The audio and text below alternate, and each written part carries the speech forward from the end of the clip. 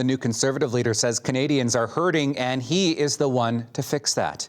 Pierre Poilievre met with Conservative MPs and senators today, his first caucus meeting since winning the top job with a large majority this weekend. We'll break down the win with a Manitoba political scientist just ahead. But first, as Catherine Cullen reports, while it was all smiles, there are questions about internal tensions.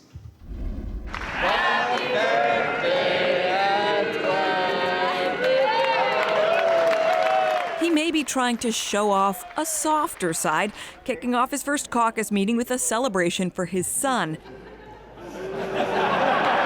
But make no mistake, Pierre Poilievre's attack dog style is still there. Canadians are out of money, and this Prime Minister is out of touch.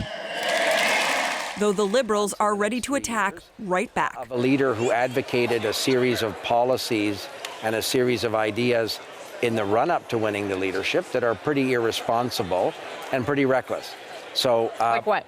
Well, firing the governor of the Bank of Canada, telling people that you can sort of be insulated from inflation if you invest in cryptocurrency. Poilievre is trying to stay focused on Canadians' economic woes, blaming the Prime Minister. If you really care, commit today that there will be no new tax increases on workers and on seniors. None. But the Conservatives also have to look inwards. The leadership race was divisive. The average trucker has more integrity in his pinky finger than you had in your entire scandal-plagued Liberal cabinet. But the end was decisive. With a stunning win of 68%, a clear result that might bring some on side. We're not as divided as people would maybe have us, think. Including this British Columbia MP and former cabinet minister. Can you guarantee that you're sticking around? Absolutely, I'm sticking around. I'm a Conservative, and I'm asking all Conservatives now to unite behind our new leader. But asked if he'd start advocating for some of Poilievre's more contentious positions, ones he previously opposed, Ed Fast said no, meaning unity could still prove complicated. Catherine Cullen, CBC News, Ottawa. For more, I want to bring on Christopher Adams. He's an adjunct professor of political studies at the University of Manitoba. Thanks for coming on the show, Chris. I want to get right into it. Sure. This result that we saw on Saturday, is this at all surprising to you? No, it wasn't. It was a long leadership campaign, and we got to see a lot of Pierre Poilievre. We saw very large crowds supporting him countrywide, and we saw huge numbers of memberships signed up, as well as the financial contributions to his campaign far outweighed all the other opposition combined. So it was not a surprise to me. Why do you think he attracted such broad appeal from party members nationwide? Well, I think he reflects the times, the fact of the Conservative Party is looking for somebody who can lead them into the next election. Poilievre is quite articulate. He is seen as more right of center than previous leaders that we've seen in the party in the past while, but he's very much part of the Conservative Party, that's the Reform Party alliance side of that party, more than the old progressive Conservative side.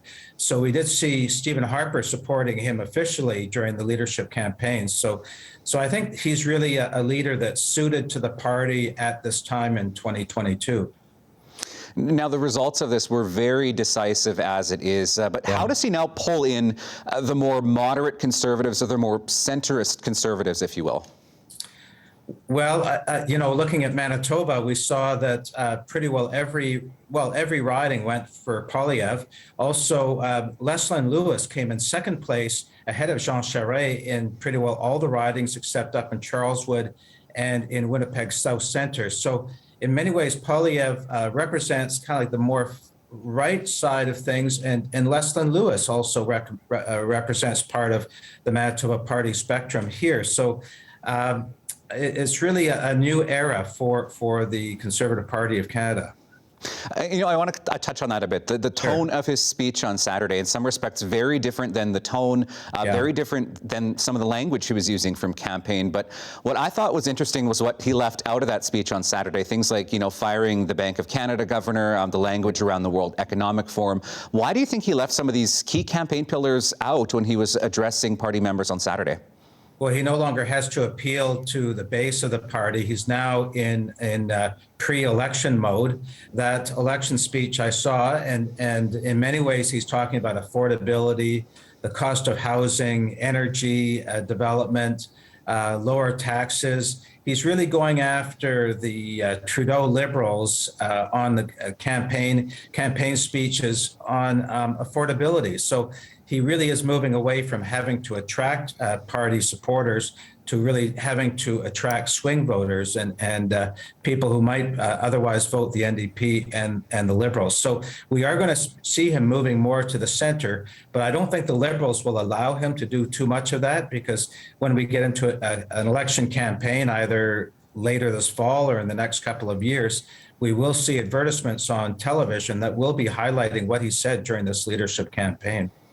As you were mentioning earlier, clearly he enjoys very broad support here on the prairies, but where does he go from here? What does he need to do in order to unite the party again?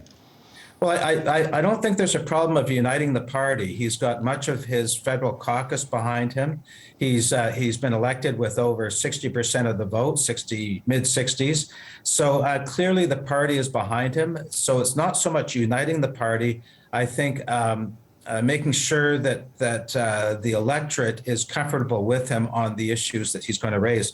The things like cryptocurrency, firing the governor of the Bank of Canada, defunding CBC, some of those might be popular within the party, but it's not so much trying to unite the party. It's more trying to make himself look more prime ministerial going forward. And that was Stephen Harper's issue. Harper had other issues different than Poilievre in terms of public image, but Harper did have to make himself look more prime ministerial as he went towards successful elections. Chris Adams is an adjunct professor of political studies at the University of Manitoba. Always great to have you on the program. Thank you for your time. Thanks, Riley. Take care.